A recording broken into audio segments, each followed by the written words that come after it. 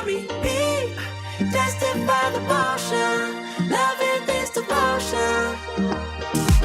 Live it up, sweet emotion. Every time, every night, you and I on a roll. Switch it up, where I'm going. Stay on the fly, just in time, know the right way to go. I'm on the road, it's my time, taking control of my life. I want to run the red lights, I've got to run this show. You always take me so high, you always make the highlights. I love the way we vibe, you're like a centerfold. Ooh, that sugar sweet, you got what I need. Sipping on the potion, all that good emotion, just my kind of heat. Keep it on repeat, tested by the motion, loving this devotion. Ooh, that sugar.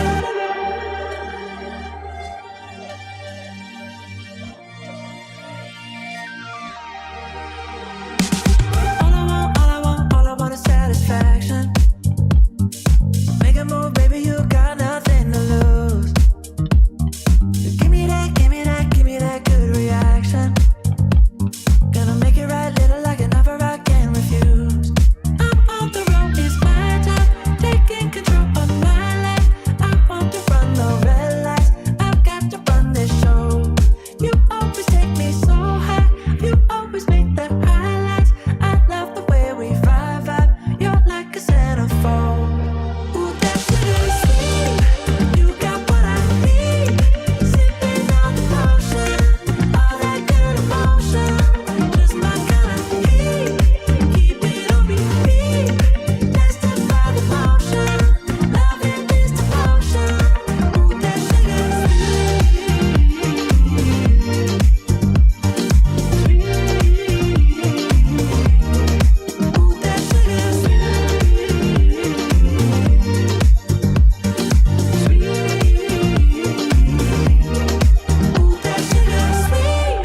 you got what I need. Sipping on the potion, all that good emotion, just my kind of heat. Keep it on repeat, tested by the motion, loving this devotion. Ooh, that sugar.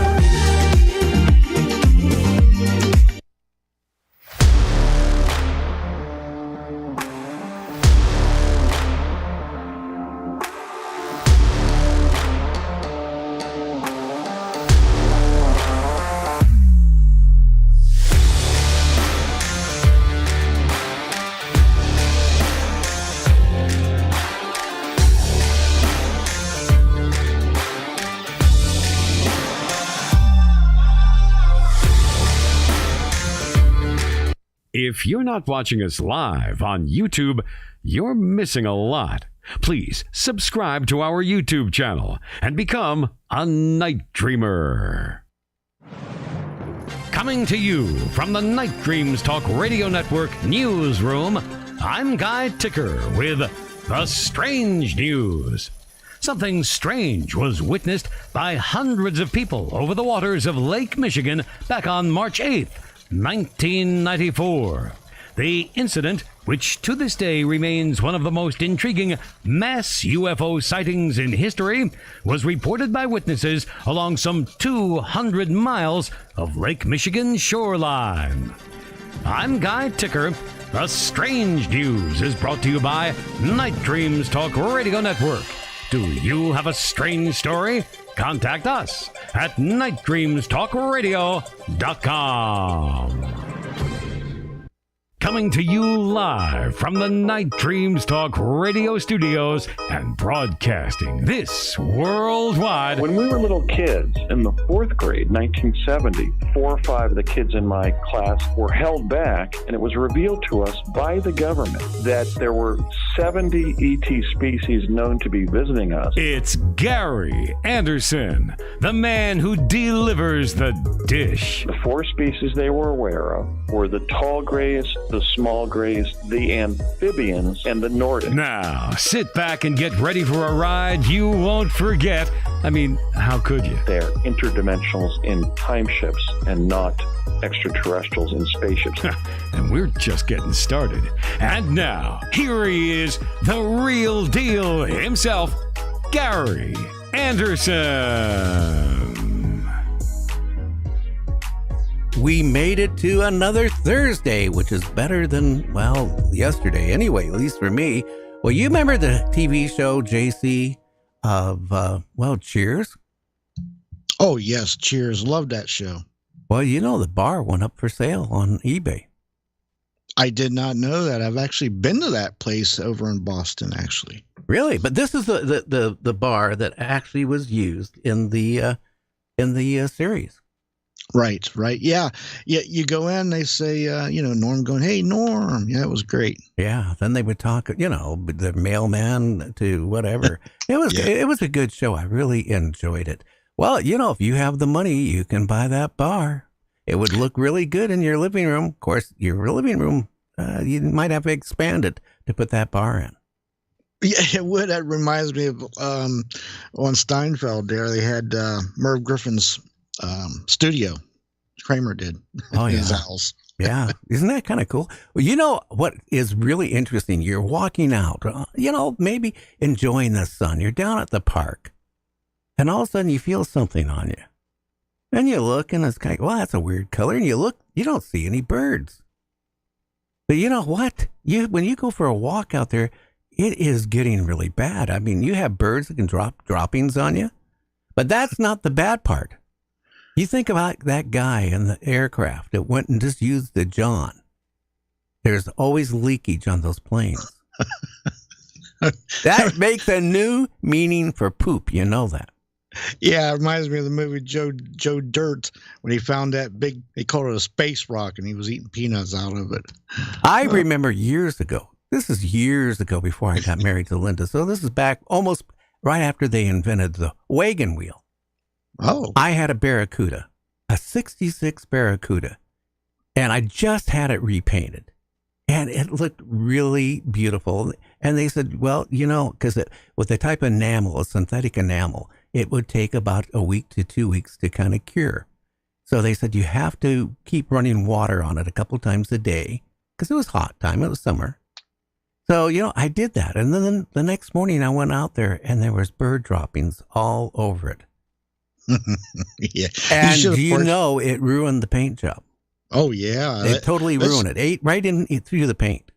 Yeah, it's very acidic, their droppings. Let me just say that. And, people around here used to say, "Oh, you got pooped on by a bird. That's good luck." I'm like, really? That's the good luck. I don't want bad luck. Could you imagine you're walking your girlfriend or wife or on a lake, and all of a sudden you get splattered by a seagull on your forehead? Doesn't that wreck the romantics? Let me tell you something. I've seen some seagulls. They're pretty hefty stuff there, mister. Yeah. So you got anything planned coming up for this weekend? You know what? I may just try some fishing this weekend. I don't know. I'm getting excited because the farmers market's coming around. Fishing's starting to open up. Bigfoot people, a lot of conventions and speakers and things. A lot of things going on this summer, Gary. Yeah, but your idea of fishing, let's be honest with you. You have your fishing pole. You take out your bag of gummy worms because you're too cheap to dig for worms, and you put a gummy worm on it. And you expect some fish is going to do what you do, eat your gummy worm. And you're going to catch a fish. It doesn't work that way. Well, no, it usually doesn't. I usually end up eating the bait. So, yeah, I guess you're right. You know what we need to do? We need to connect now with the radio station. So we're going to go live. So all the people watching us on YouTube right now, guess what? You get to hear the intro all over again. That is torture. Brought to you by my producer, JC. We'll be right back. So stay tuned. You're listening to, Night Dreams.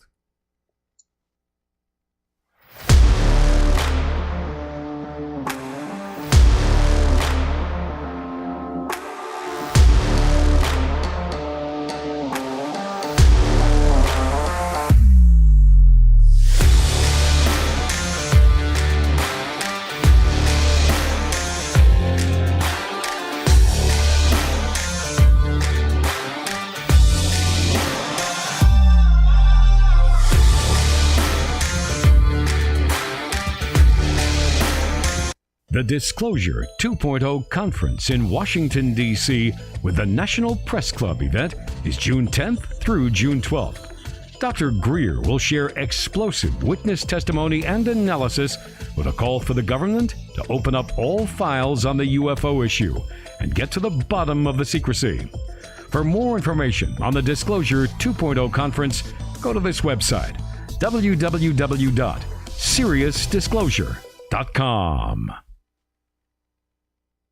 Coming to you live from the Night Dreams Talk Radio studios. Buckle up, Buttercup. It's gonna get bumpy. Well, I have a source high up in SETI that confirms to me that they, in fact, have received interplanetary signals. It's Gary Anderson, the one and only Inside Info impresario. Not normal array. It was kind of a pulsed array, and that it was kept secret and covered up. The SETI people are furious. And now, get ready to blast off. The guy who told me that was the founder of the SETI project. A man who had been one of Carl Sagan's best friends, the best man at his wedding. Of course, because with Gary, there are billions and billions of possibilities. And now, here he is, the one, the only Gary Anderson. And here I am. And I just am excited to be here with you tonight. We've got two great guests. JC, who's our first guest? Well, our first guest is Russ Haslage. Now, he is the Senior Program Manager for Subspace Radio Network. Now, listen to this. He is also, while he and legendary Gene Roddenberry, they created the International Federation of Trekkers Incorporated. Now, they have chapters, Gary, all around the world. Interesting. Russ, are you there? I'm here, Gary. It's good to be here. Well, you're in Ohio. What is the weather like there? Not bad today, mostly clear. I think the low tonight is going to be about 50, where last night we were in the 30s, and some places in Ohio got frost and killed some crops. Have you noticed the climate is changing? I at least here on the West Coast, I notice it's drastically been changing in the last 5-6 years. Absolutely. Like here, I'm right on Lake Erie. I have noticed that we get winter, and then we get 2 weeks of spring, and then we go straight to summer. And it's odd. When I was a kid, we used to walk to school on 6-foot tall snowbanks along the road. Now we don't get snow at all. It's just so weird. And the kids, I tell the kids this, well, when I was your age, and they're like, nah. But it's true. We could walk on those snowbanks that were above the cars, and it was cool. But now we get a dusting. Once in a while, we'll get 2 or 3 inches, but 1 or 2 storms a year, and that's it. The climate is changing a lot, and it's interesting. It's also a little scary, I suppose. I think it's really scary because, again, when I was in grade school, I remember snow. It would hang around for weeks up in Seattle area, believe it or not. And then, and then here I noticed like 5 years ago, maybe even 8 years ago, it really started. We live here in the Northwest and in a beautiful place called Gig Harbor, and we used to get a lot of snow in the winter. And then all of a sudden, about 8 years ago, we went one winter with no snow. We went one winter with hardly any freezing on our fish pond. It didn't really freeze up like normal. And then, the year after, we got a dusting of snow, and then we got one hit with, a good amount of snow. But since then, it's just been like dusting. So it's really changing. Quite a bit. And it's been said that the weather in Seattle is almost exactly like the weather here in Cleveland. So I think I know what you're going through. Well, how did you get connected to the legend of Star Trek, the creator? Well, before I got into Star Trek, I was into UFO research, and I learned to be a little bold. So as my interest went from UFOs to the philosophy of Star Trek, I had already learned you got nothing to lose by being bold. So I spent a couple years thinking, okay, the fan clubs are okay, but they're not really looking at what I want to do.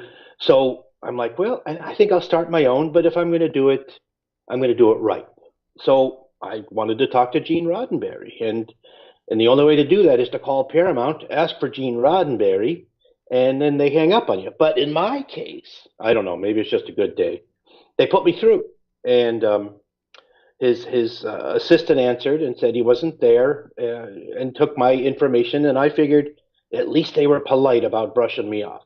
And a little over a week later, my phone rings, and it's, "Hello, Russ, this is Gene Roddenberry." I'm like, really? So that's pretty much how I did it. Then I told him my story about what I was really interested in.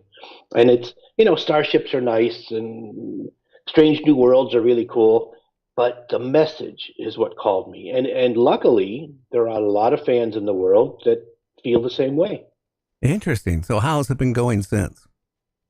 39 years on June 1st. It's our 39th anniversary of helping everyone we can, because when I first talked to Gene, when he first called me back, I told him my story, and then I said, what should the ultimate Star Trek fan club do? And so Gene was cool in that he wouldn't just give you an answer, he would help you find the answer. So his answer to my question was, what's the crew of the Enterprise doing every episode? And I got it totally wrong for a very long time. Made him laugh, though.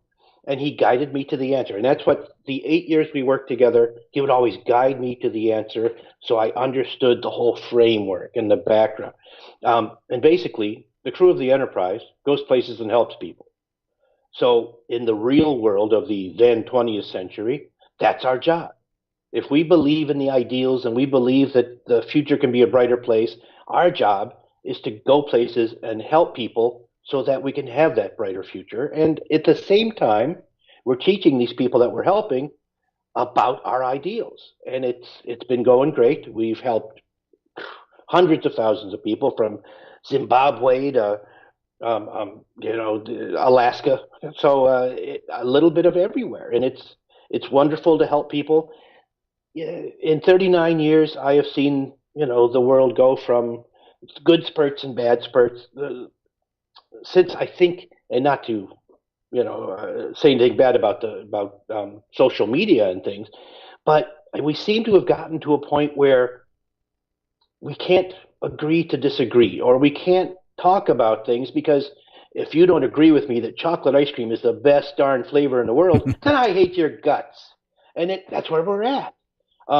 Cancel culture, things like that. You can't heal the world if you can't respect someone else's opinions and feelings. Because in Star Trek, what made it possible to go places and help people is you have all of these people from different backgrounds and different parts of the galaxy with different ideals and different interests and different talents, and we put them all together and we can do anything.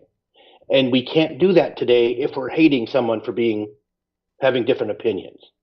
And so that's really the message of the day is if we're going to get anywhere as a society, we have to embrace the differences, because that vast options of viewpoints are what are going to get us to the ultimate answer and healing humanity. I hope that works, because the way it is going, there's a war everywhere, constantly Absolutely. going on, killing the Ukraine, Africa, the Middle East, it's just everywhere. We have to worry about China going into Taiwan.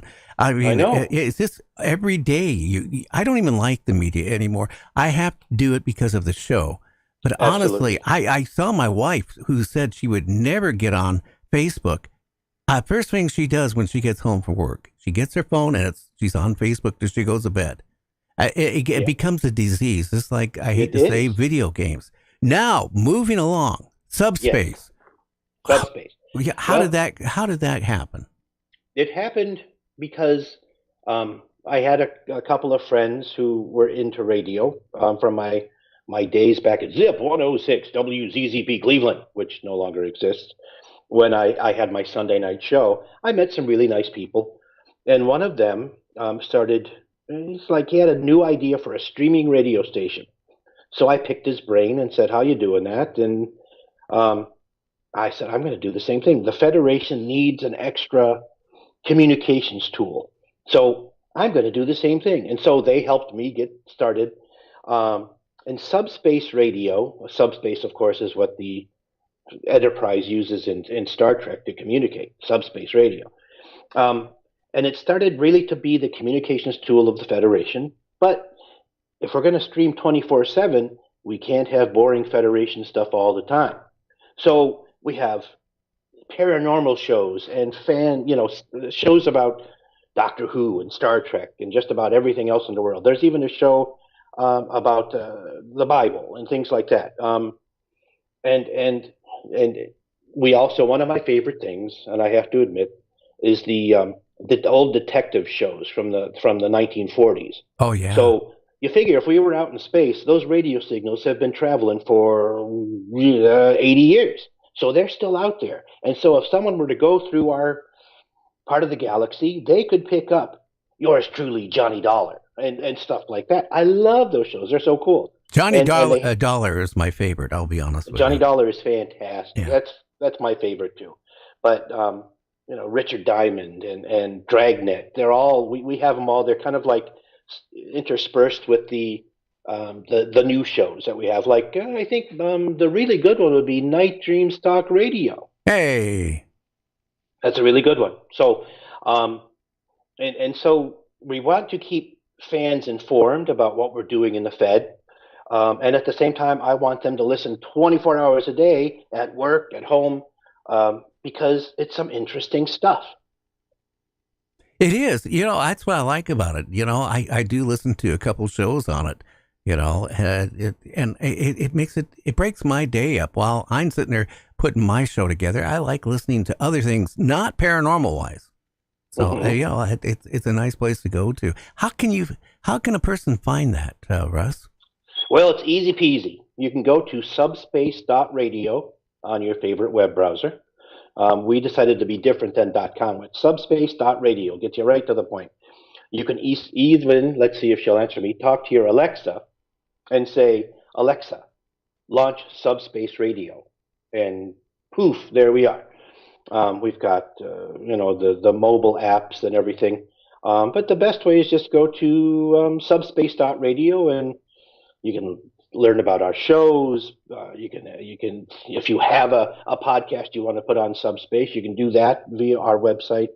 And if there's things that we don't have that you want to hear, let us know. Interesting. But who could want anything more than Night Dreams? That's what I say. Well, my show is Night Dreams because one reason, it puts people to sleep. Guaranteed. on Subspace, it's late morning. Now that's bad too, because you know what? That's good for the guy whose wife says, "Are you going to go fix the house today?" So he goes and listens to Night Dreams at 11 o'clock on a Saturday, right? And he falls back to sleep.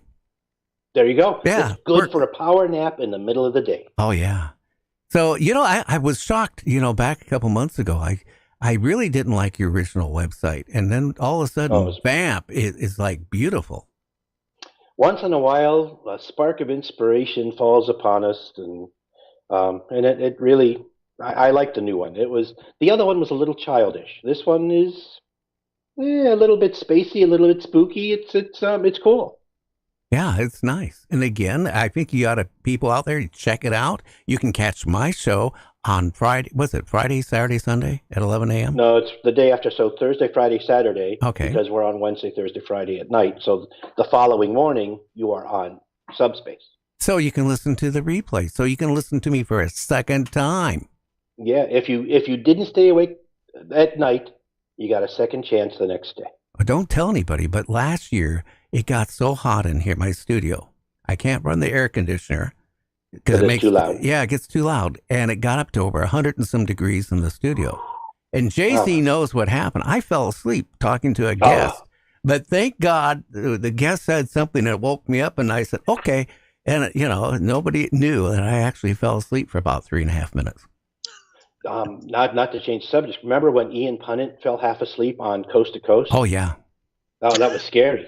Ian's a good guy. In fact, he helped me when I was first starting Subspace. He was a nice guy giving me advice. And I remember I'm listening. I was driving my car and I was listening, and he said, Hoover. I'm like, what the heck is he talking about? Thought he had a stroke, but he actually was just falling asleep. Yeah, well, a lot of people thought maybe he even died. Anyway, I know, it was scary. Russ, we got to let you go. Again, give a plug again to your app. Okay, well, let's see. TrekFederation.com if you want the Star Trek side. Subspace.radio for the radio side. Or you can tell Alexa to launch Subspace Radio. Or look for our app. Look for Subspace Radio app wherever you get your favorite apps. Okay, my friend. Well, you have a good weekend is coming up. Oh, I will. Thank you, Gary. You guys too. Okay, you take care, my friend. You too. Bye. Bye. We're going to take a quick break. And JC, who's our next guest? Our next guest is Glenn Steckling. He's the director, copyright holder of the 60-year-old George Adamski Foundation. So he is coming back. He's going to be good. He's going to be talking about alien structures on the moon and Mars. Yeah, so we'll be right back with, it's going to be a great show. Actually, a real good show. So stay tuned. We'll be right back. I'm losing my mind for the sake of love. I've been trying to reveal it, what I've been so afraid of. Your coldness makes my heart go weak, so numb that I can barely speak. This pain keeps water in the sea. If I weren't so desperate to be free, I'd keep my distance, babe. The more that I know about you, the more that I want you, baby. They say that good love will yield the best from me. I know it to be. You are tuned into Gary Anderson on Night Dreams Talk Radio. Now, get ready for that real ride in UFOs and the strange. And now, here's Gary coming to you live from his studio in beautiful Gig Harbor, Washington.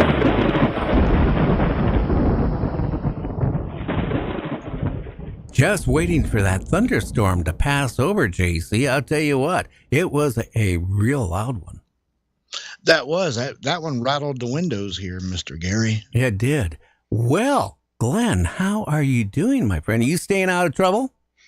Well, I try not to, but occasionally I get into some. But it's good to be with you again on your show, and I think this is the third or fourth one we've done together. Yeah, are you going to go to Contact in the Desert? No, they don't want me there.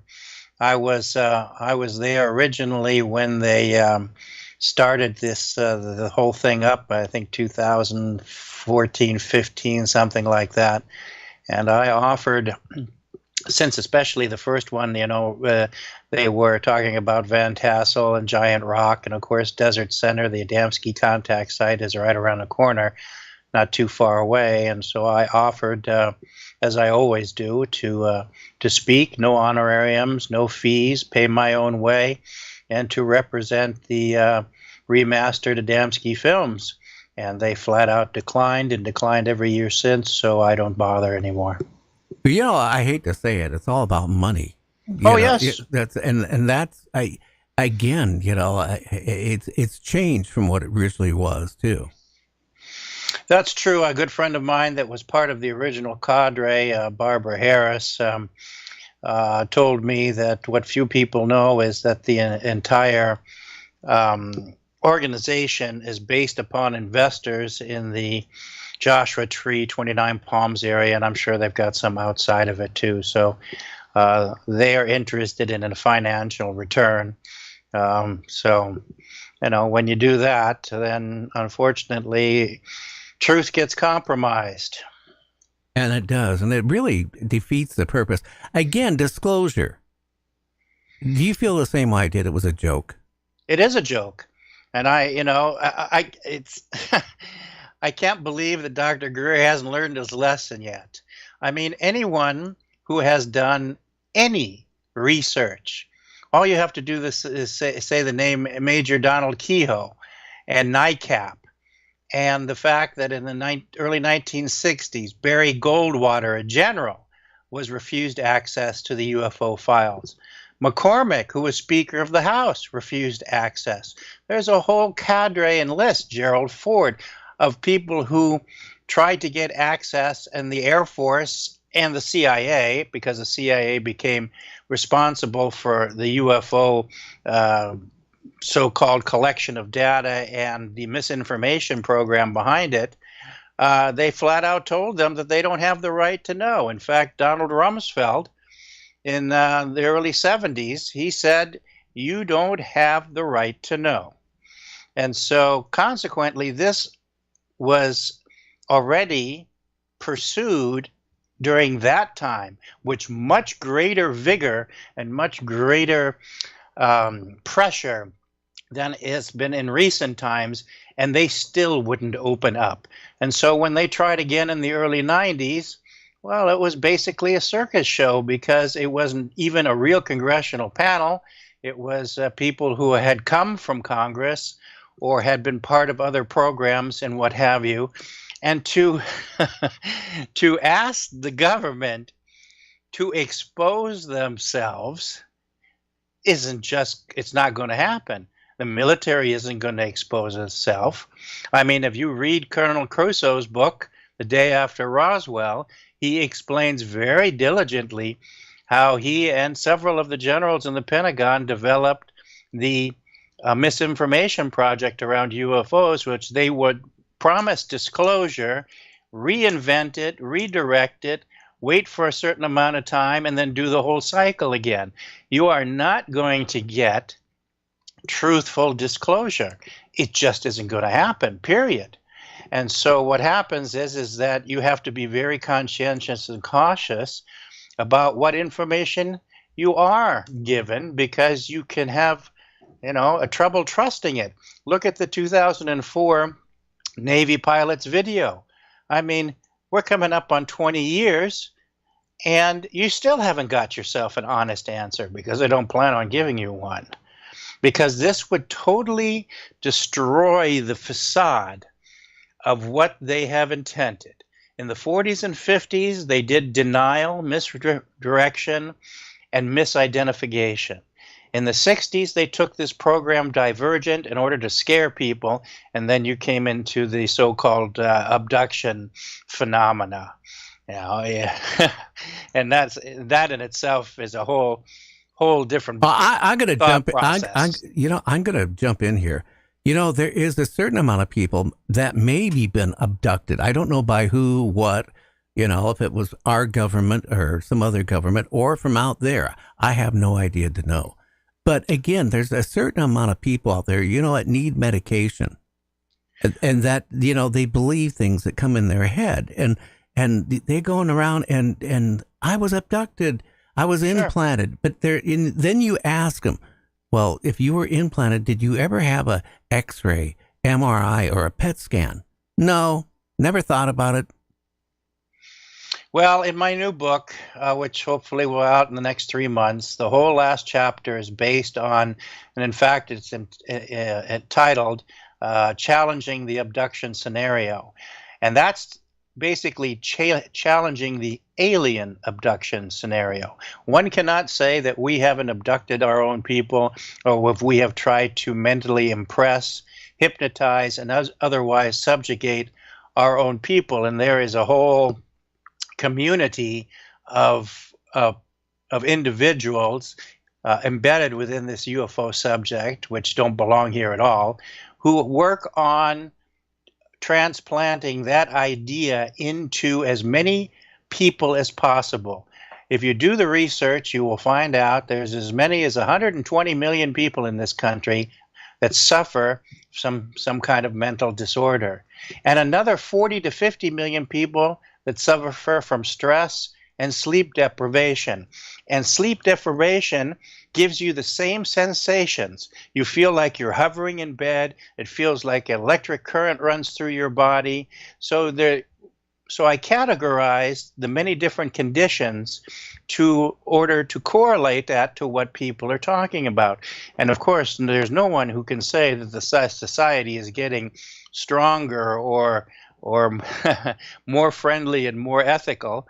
And so we continue to go down this path where it continues to accelerate into degradation further and further.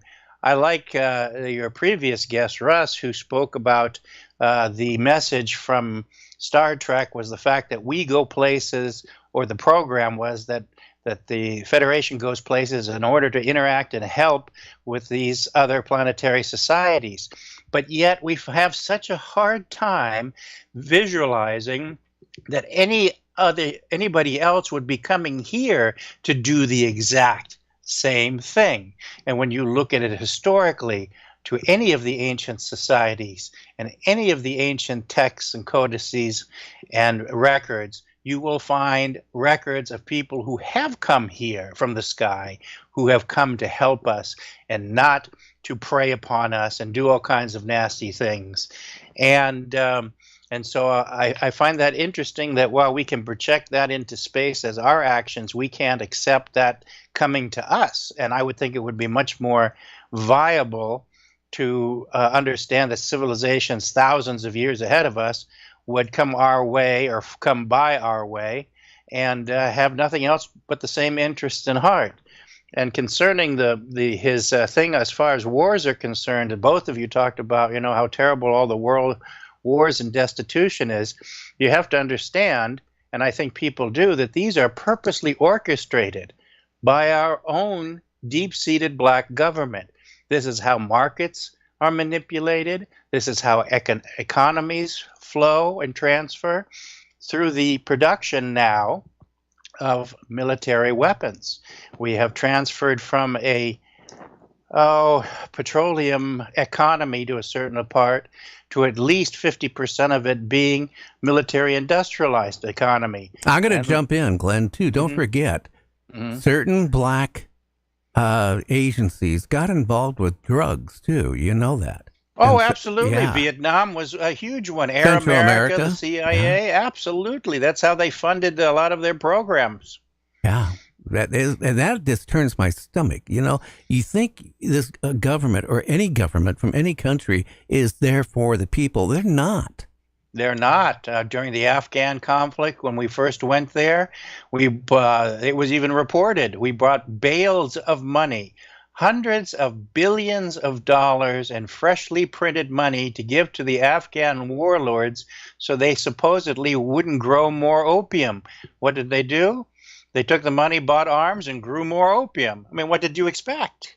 I mean, the stupidity of what we do, and we have to understand, when you see that, there's always underlying reasons behind that.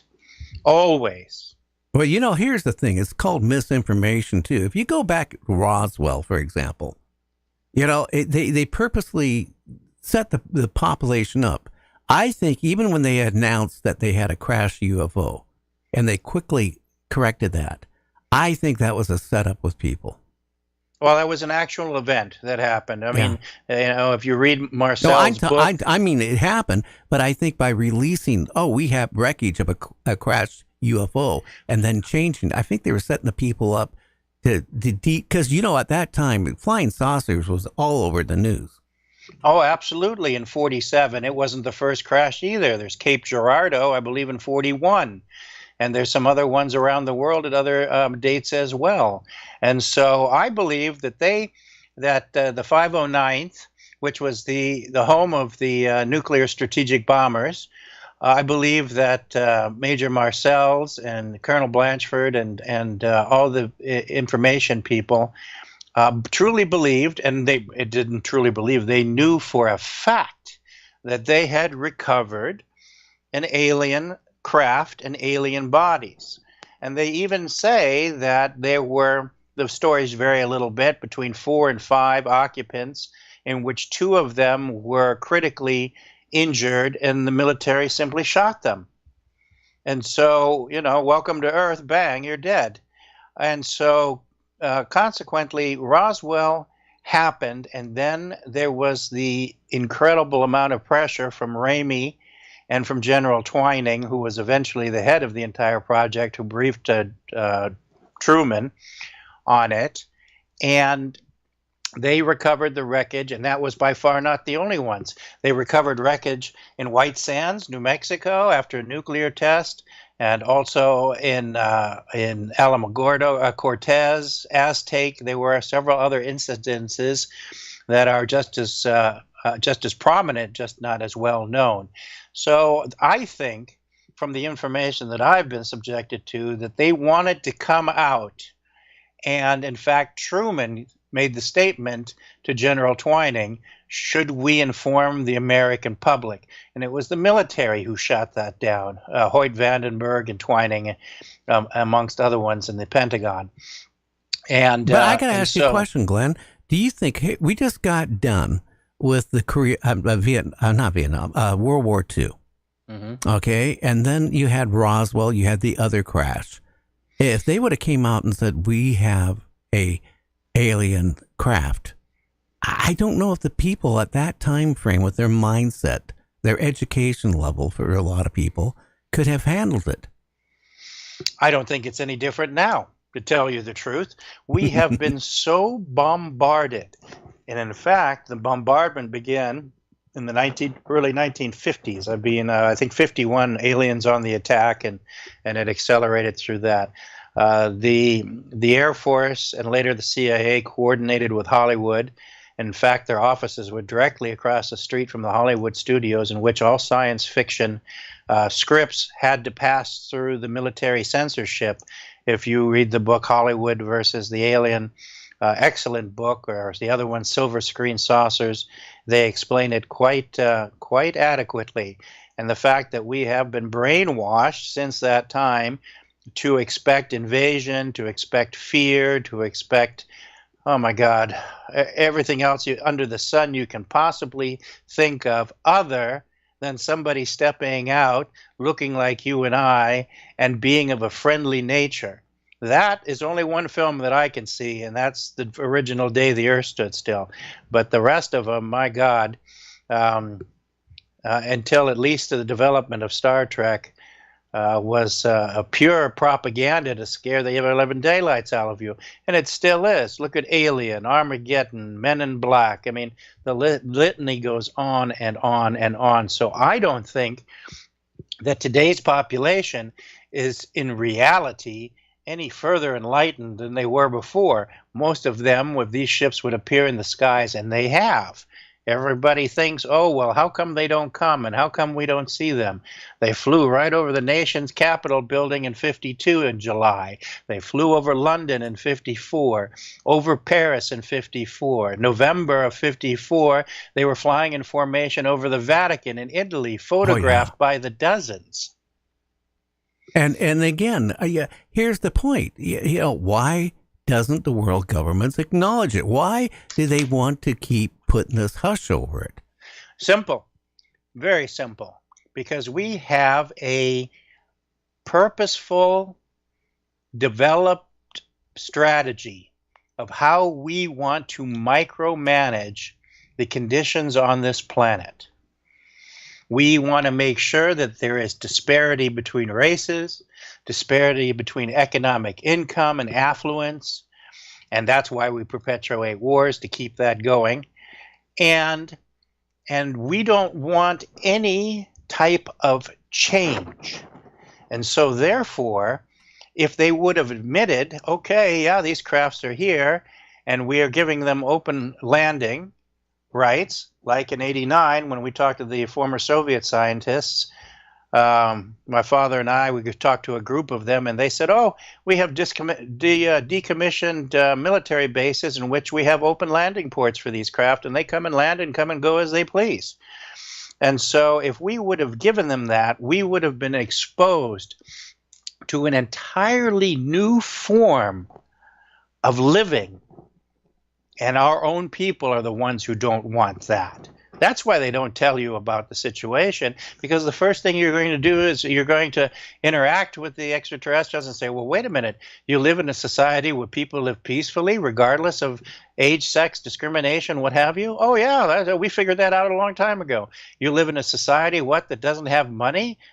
Oh, yeah. And so, and most people can't even conceive a society without money. Well, that might happen after June 1st. You know that. Yeah, we've been hearing the doomsday scenarios for a long time. I remember I did a lecture in '92 in Los Angeles, and a woman afterwards says to me, well, you know that full disclosure is coming in the next 6 months. I said, well, that's news to me, because they've been talking about that for the last 40 years. Okay. Hey, I got to say something. I'm not going to mention the person's name, but there's an individual, okay, who's been on YouTube going to all these different, hearings, all this stuff. And he's been on my show numerous times. Disclosure is going to be like next month. Now, this has been going on for 13 years. It reminds me of The Boy Who Cried Wolf. Yeah. I mean, and people still buy it. 13 years, if somebody's telling me disclosures is right around the corner. This last thing with the Congress, you don't know how many ufologists called me up, emailed me. Gary, you got to get on board. It's going to be big. It's huge. And I said, you're not going to find out anything, because they're not going to tell you anything. And I remembered that in this hearing, right? They asked a person from the CIA about Roswell. It never happened. Okay, there you go. That's right. Never happened. That's their mantra. They're not going to change it. They have transferred that entire mindset into the space program, telling you that there is no life on other planets, that life is not a quintessential form of creation. And when we talk about the moon here shortly, we'll see that it's an absolute lie. And we have tried to convince people that we are surrounded by nothingness. So now we have to take our telescopes and instruments and point them into deep space, which is hundreds of millions of light years away. And that way we can kind of mystify the people into believing, well, that's so far away, that doesn't concern us, we'll never see the results of that. So what's really the point? And so we have developed those two programs, where we have denied the extraterrestrial visitation, and now we deny the extraterrestrial life. And so consequently, they're not going to suddenly turn around. I mean, like Dr. Jastrow said, who was the chief scientist for the Project Viking in the 70s that went to Mars, he said, we already found evidence of microorganisms when we went there then, but we denied it because scientists hate to be told they're wrong. I mean, so we have an ego factor involved where we don't even support the truth. We're more concerned with our own perpetual persona. And so this isn't, and even think about it, even if they came forward and suddenly said, okay, we're opening all the books, here it is. Would the people believe it? Well, some of them would say, hey, wait a minute, you've lied to us for 75 years. How do we know this isn't a lie? And the second group is going to be the UFO community, have been telling everybody such a bold story for such a long time that 95% of the UFO community will fight it tenaciously because it doesn't support their fantasy that they've been projecting for such a long time. Now, that's the problem. A lot of people are fantasizing what ET or what it is, what it is. They fantasize and then they believe that is what it is. But, two things has happened in the last couple of weeks. Here in the last few days, they found with radar under the Mars, they found water, lakes, which, that was a big shock. They did that already over a decade ago. But again, they haven't told that really to the public. And then also last week in the news, in the Science Journal we've been getting radio signals out. And they figured these signals aren't from a birth of a new star or anything. They really feel it could be ET. Well, that already happened more than decades ago. I know. Frank Drake, who ran the original project Ozma, I believe it was, OMZA, within 2 minutes of firing up their electron telescope, they received messages from space, undeniable messages from space, not the possible pulses of a quasar or any of this. They determined for 2 solid minutes they recorded them. Immediately the military moved in, shut down the program, and then they told you that the whole thing was fake or whatever. And so, of course, you know as well as I do, no program is ever put to sleep. It is just put to sleep for the public to be told about it. But they continue to run these programs and their ops just as they did before. Nothing is put to bed. And so we have received decades ago messages from space. Even Tesla talked about receiving, and Marconi, radio signals from space. And so, you know, we have had all of that all before. And what they do is they simply expect the public, if they're not told every day, and if it's not embedded in them, then they will forget, and they do, because we have a terrible attention span, and thereby they start it all over again. I'll give you an example. A 1971 release says that the Apollo astronauts left instruments on the moon which showed water geysers spraying for 14 hours in 1971. And then you don't get that mentioned again until, let's see, when's the last time they mentioned that again here? It's got to be 30, 40 years later. In 2006, NASA finds significant water on the moon. So 35 years after the fact, you're told the information all over again. And then the NASA tried to turn around and deny it, but the spacecraft from India, the Chandrayaan-1, found clear evidence of concentrated water on the moon and tons of ice in 2010, and then the Chinese as well. And so basically we're getting rehashed information every generation so that it placates the people, but it really doesn't tell them anything. We have admitted that the moon has a partial atmosphere, and that partial atmosphere is in motion, as in all atmospheres, because you have the flow between highs and lows, which does what? Create wind. Right. Creates wind, which blows on a flag to make it wave, not in a television studio, but on the lunar surface. You have water geysers, and you have what's areas called clear mountain lakes. When you look at the recent photographs of the moon that are in color, you will find that there are huge swaths and sections of green and brown areas that resemble vegetation that the astronauts talked about as they flew over the top. Now we have an article that says that there are 200 what they call Goldilocks sections in the moon. What does that mean? It means that the constant temperature within these areas is 63 degrees Fahrenheit. Wow. So it's like in your backyard. So you got warm temperature, thin lunar atmosphere, increased lunar gravity, because the real gravity is 64% of the Earth, not 1/6. You got water, you've got all these things that produce life in much more extreme areas, even in our own planet. Why do we think that it's not going to produce it there?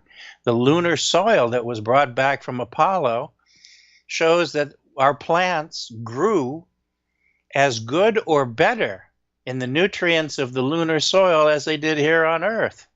I mean, you start putting like an attorney, you start putting the case together one block after another, and it comes up with only one possible conclusion, that life is a constant. Its development is based upon the conditions and environments that are constant as well, whether it's here, the moon, or another planet. If you look at the only picture from the Mariner 10 of planet Venus, one of them, but it's the only picture that shows this. You can see polar ice caps. You can see white clouds and what looks like blue oceans underneath it. And this is supposed to be happening at 800 degrees Fahrenheit, what we tell the public. And so... Well, we're lied to. Again, our time is... Every time I get you on, it's like, woo, we're going through a time warp. You know that. Again, they're talking about in the next couple of years, we're going to put a moon base on the moon. Do you think that's going to happen? I think it's already happened a long time ago. In 1955, the U.S. military developed what is called Project Horizon, and that was to develop military installation on the moon before 1967. Of course, we all know Apollo 11 went to the moon in 69, and we also know that when our astronauts got there, they were astounded to not only find extraterrestrial vehicles, but also vehicles of our own making. Here's one of the Apollo 11 shots that I hold up so that you can see that of the oval object here hovering above the astronaut. Yeah, I see it. Yeah, and this comes in catalogs in which we collected in the late 70s. We were one of the first people to get this material from NASA first generation, and they came in catalogs that look like this with the pictures. And then you had to go through there and you had to order them and pay for them. And in fact, in some of the pictures in this one, you can see that there's an atmospheric haze around the moon. And so even though we claim everything is dead, the only thing dead is our own perceptions. And also you can see it also, some of the catalog pictures have pictures of crafts as well. So when our Apollo went to the moon, they found out, these poor devils, that not only were they not the first ones there, they weren't even the first Earthlings that were there. And in 61, it was said that NASA had gone divergent with a portion of what they called a super secret space program, in which they were planning to put things on the moon as well. It also goes to show you that the development of the Mercury, Gemini, Atlas, and eventually the Saturn rockets were all a slowed down version for the public's value, that we already had means to get there otherwise. And I truly believe we reversed engineered some of the electromagnetic propulsion technology from these earlier crash spacecraft. Well, again, too, maybe we went, with our astronauts to the moon just for propaganda. That's all. Well, I think that there's more. It's like an onion. There's multi-levels of everything, whether it happens to be government, whether it happens to be military intelligence, everything, banking, everything is multi-level. Somebody underneath is always controlling the ones that are visible on top, and the ones that are doing the controlling are never exposed. So while we throw around terms like Illuminati, Freemasons, Templars, and all this other stuff, this is only the nomenclature to keep the public entertained. But the real string pullers are never exposed. And so I think that with the push of 58 under Eisenhower for NASA to start, began the ball rolling, and they never expected it to roll as fast as it did with John Kennedy. John Kennedy fully committed to the program, and so now they were faced with one side, which was the political push, and the other side was their own private little program, and so they had to run a gauntlet, a game, where one side was for the PR, and the other side is for what they were really out to do. And the book Alternative 3 speaks about just that we had developed moon bases, and unfortunately the construction of those bases required human labor, and that human labor was taken unwillingly from our own planet and then transported up there in order to do the drilling and the honeycomb constructions and all the things that they are doing to establish their own bases. Now, Glenn, too, when they took these people unwillingly, okay, weren't they then be a liability to come back? Because they didn't come back. That's what I was saying. The point.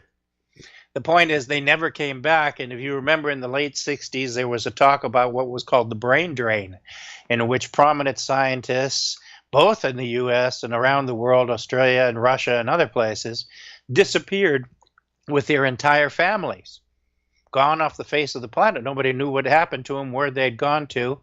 And an Alternative 3 spoke about the fact that they were simply forcibly recruited in order to develop what was being done on the moon. So when you look at the moon, you will see that there are, without a doubt, extraterrestrial bases there, and also that we have our own as well. And when the so-called statement came out by Buzz Aldrin that we were warned off the moon, that wasn't by extraterrestrials. That was our own people warning them off, because they don't want to be exposed. That's why it's been so long since we've gone back. And when you look at the Project Clementine, which was supposed to be a high-resolution radar imaging mapping of the entire moon, we were doing that for a particular reason. We wanted to know where everybody was and what they were doing. It's interesting. How about these people, that have high-power telescopes, and they're looking in the craters of the moon and stuff? How come they're not spotting all these, moon bases? They are. They absolutely are. And so, in fact, already in the 1930s, the Mount Wilson Observatory photographed a, here we go, in fact. Here it is. I've got one of the few only copies of it. Here's the Mount Wilson Observatory photographed of Gassendi crater. There's two Gassendis, minor and greater. This is Gassendi greater.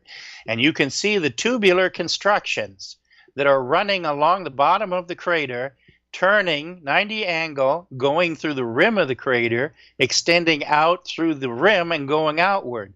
This is already photographed then. If you have a high-powered telescope and you spend enough time observing the moon, you will see for yourself the activity that's going on there. How come the news media isn't covering this, Glenn? Because they don't care. Yeah. And remember, look at the news media right now. The news media doesn't even cover your own political system, because one side, they want to support, no matter how inept that it is, and how badly they are governing the country. They give them full coverage, and anybody else, they simply cut off. Look at Canada. The same thing. The premier there decides that if anybody criticizes him, that television channel will be taken off their cable network. I mean, you can't even call that communism. The communists aren't that bad. Yeah, it's getting a lot of that way. It's really upsetting.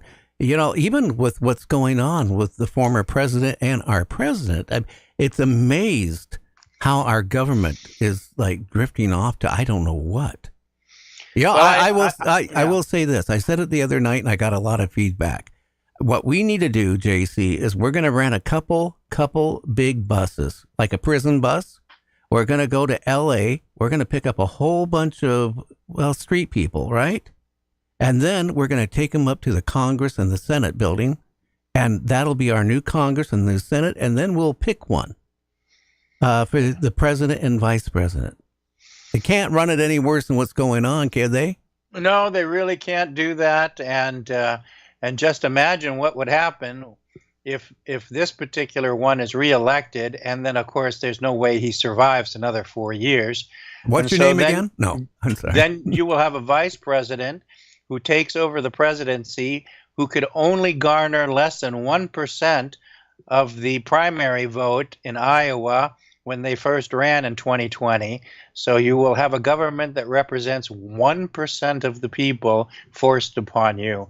And if that isn't eye-opening and disconcerting, I don't know what is. I don't know. I just don't feel comfortable with the president that came and carry a conversation with, without shaking hands to somebody that's not there or talking to somebody that's not there. That has got me scared. But again, okay, so you feel that we already on the moon, we got bases on the moon. And, the former head of the Russian, space said that he doubts that we ever went to the moon. Well, here's a picture of the dark side of the moon, or that should be called backside of the moon, because it's not dark all the time. What people don't realize is that it's lit 2 weeks out of the month and dark 2 weeks out of the month due to the orbital phase. But look at the backside with it was totally dark during that orbit. In the bottom corner, you have an luminescent object that lights up the entire bottom of topography of the moon. And so, concerning statements that are made like that, they're made like that on purpose because they want people to be skeptical. Because when you're skeptical, you have no idea what's going on. And you're less inclined to go and look for yourself for reasons to either support or reject that skepticism. And so you will get people who have making statements like that. Remember the scientists from Israel who made that, aliens are here, but they're hiding from us. Well, if they're hiding from us, they're doing an awfully bad job, because there are literally tens of thousands of reported sightings, photographs that can't be denied, motion picture films that can't be denied, witnesses that can't be denied, and a whole historical lineage of texts that talk about extraterrestrial, whether it's biblical or Sanskrit or even before that. So consequently, he makes a statement that they're hiding, and everybody, of course, runs behind him. Oh, look, it's Professor so-and-so with title so-and-so, what I like to call alphabet soup. That doesn't mean that what they're saying is the truth. No. That means that they can very easily be told what to say, and they say it, and everybody then, go ahead and bites on that bait. It does. Now, one of the people in chat want to know if you feel that we have ever had a manned mission to Mars. Alternative 3 spoke of that. I personally cannot verify it, but I have read data and information that speaks that we have gone already to Mars.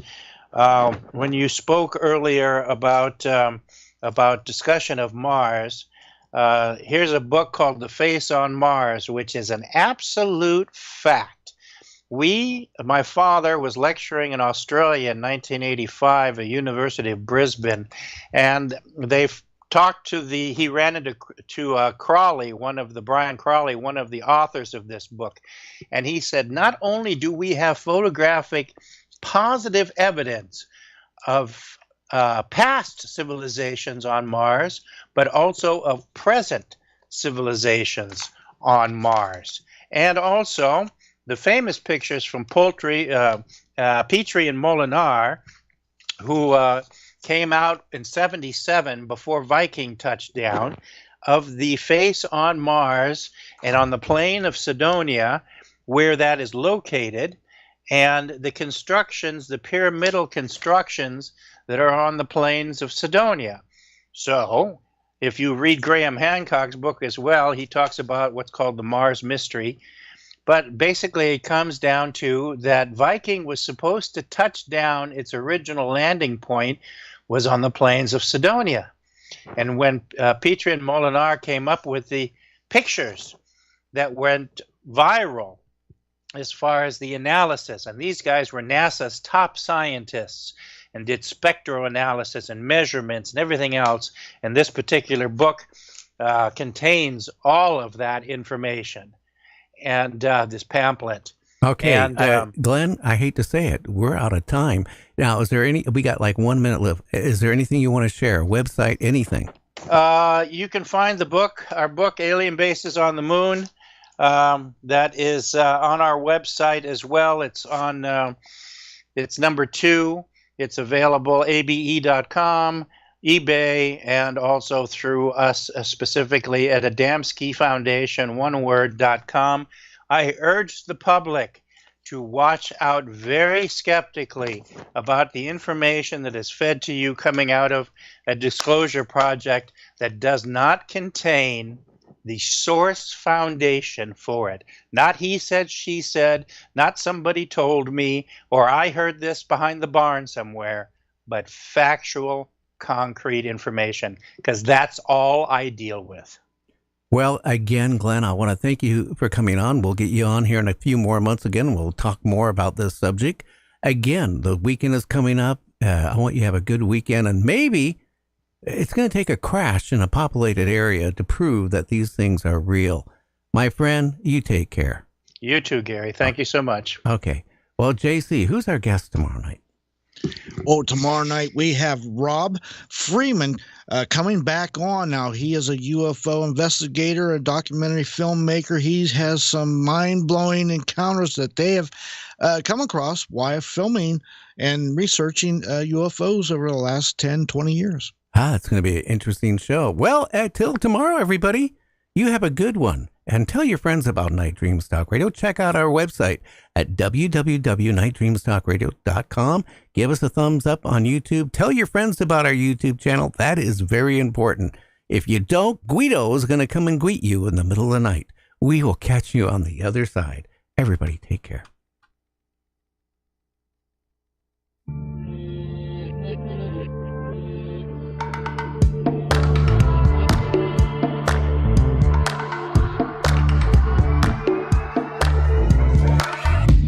Sure that it'll be easier to clear you from my mind. Struggle with dusty corners till we're filled with fatal bombs. Bomb, bomb, bomb. The situation got upset when I stepped on a memory thought. I did it to myself. That I have you had to break free from the minefield that you are.